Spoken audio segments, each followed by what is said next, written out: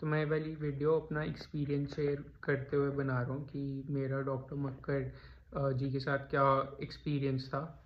तो इससे पहले मैं ये बताऊँ तो मैं पहले अपना पहला केस बताता हूँ।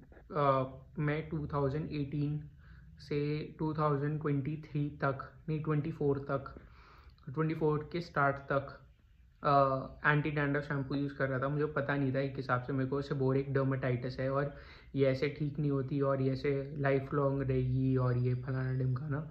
मैं सिर्फ ऐसे डर्मेटोलॉजिस्ट से यहाँ से वहाँ घूम रहा था और उन्होंने मेरे को ऐसे सजेस्ट करा था कि आप ये ऐसे ये वाला एंटी डैंड्रफ शैम्पू लगाओ।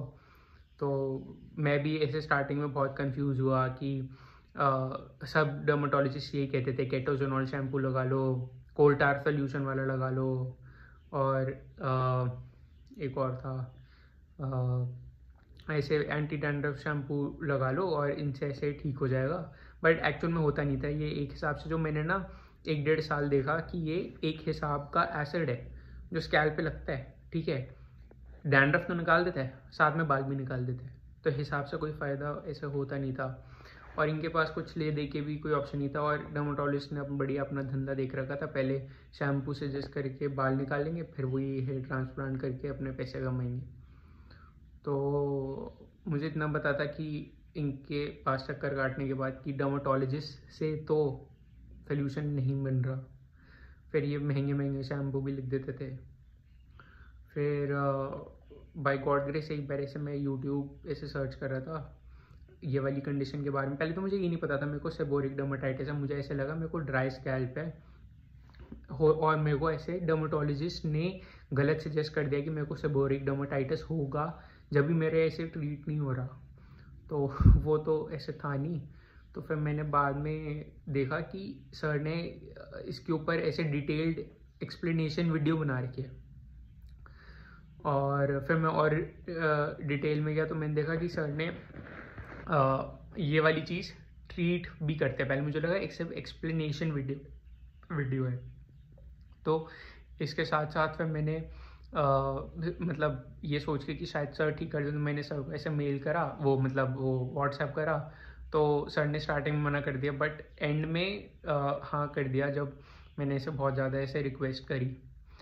तो मेरे एक्सपीरियंस में ये था कि मैंने स्टार्टिंग में तो लिया 1 हफ्ता, है ना, बट स्टार्टिंग में नहीं हुआ। बट 1-1.5 महीने के बाद रिजल्ट आए। तो पहले इचीनेस वाली चीज़ कम हो गई जो सर ने ऑयल्स वगैरह भेजे हुए थे। और क्या कहते हैं, और फिर मेरी ना बीच में एक और प्रॉब्लम थी कि ना सर ने फॉर एग्जांपल ना एक मेडिसिन बोली थी कि ये 1 दिन में खाने के बाद 3 बार लेनी है, बट मैंने गलती से सुना कि 1 बार लेनी है। तो उसके जैसे मैंने 1 बार ली तो स्टार्टिंग में मेरे रिजल्ट्स हल्के लेट आए, जैसे 1-1.5 महीने के बाद है, जो मुझे ऐसा लगता है शायद पहले आ जाने चाहिए अगर मैं लेता। तो फिर मैंने वो ऑब्वियसली ठीक करके 3 बार ली तो फिर वो आना स्टार्ट हो गए। तो अ, तो और एक चीज़ और था कि ना स्टार्टिंग में ना मतलब एट द टाइम ऑफ मतलब ये मतलब जब मैं सर से इसके बारे में ले रहा था कि सर आप मेरे को ऐसे ट्रीट कर दोगे नहीं कर दोगे, तो सर ने बोला था इसमें डाइट फॉलो करनी पड़ेगी। और वो डाइट थी मतलब कि मतलब जो मेरी प्रेजेंट डाइट थी उससे हल्की, मतलब काफ़ी चेंज थी कि ये मना है ये मना है ये मना है। तो उसके हिसाब से काफ़ी ऐसे डर लग रहा था कि भाई फिर ऐसे खाने को क्या बचेगा फिर अगर मैं ऐसे खाऊंगा ही क्या। तो फिर बट बाद में वो चीज़ ऐसे सेट हो गई कि मतलब जैसे पहले तो था कि ये वाली डाइट इसलिए खानी क्योंकि ऐसे सर ने बोला है कि बालों के लिए खानी ही पड़ेगी, ऑप्शन नहीं है। बट अब ये है कि हाँ ठीक है, अब अगर बाल ठीक भी हैं, मतलब अब तो आदत हो गई ये वाला फूड खाने की, तो मतलब वो वाली चीज़ अब सेट हो गई है। तो मैंने जून में लिया था। स्टार्टिंग के 2-3 महीने के बाद आ गए थे रिजल्ट्स। मतलब रिजल्ट्स पहले आ गए थे बट जो और विजुअल रिजल्ट्स थे कि विजुअल चेंज आ रहा है वो विद इन 2-3 मंथ्स आ गए थे। और मेरा ऑयल जो पहले होता था और ऑयल वो अब मतलब 93-95% ख़त्म हो गया। उसका सिर्फ ऑयल मेरे हिसाब से बचा नहीं है, ऑयल नहीं बचा। अब मेरा सिर्फ जो सर्दियों में हल्का डैंड्रफ होता है वो बचा है और वो मेरे को ऐसा लगता है कि ऐसे सर्दियों के बाद ख़त्म हो जाएगा। तो या फिर जैसे मौसम और थोड़ा ठीक होगा तो वो हो जाएगा। और मेरे ख्याल से वो ऐसे डैंड्रफ नहीं, मेरे ख्याल से वो है, क्या कहते हैं उसे, ड्राइनेस जो ऐसे स्किन की होती है। तो बस यही था।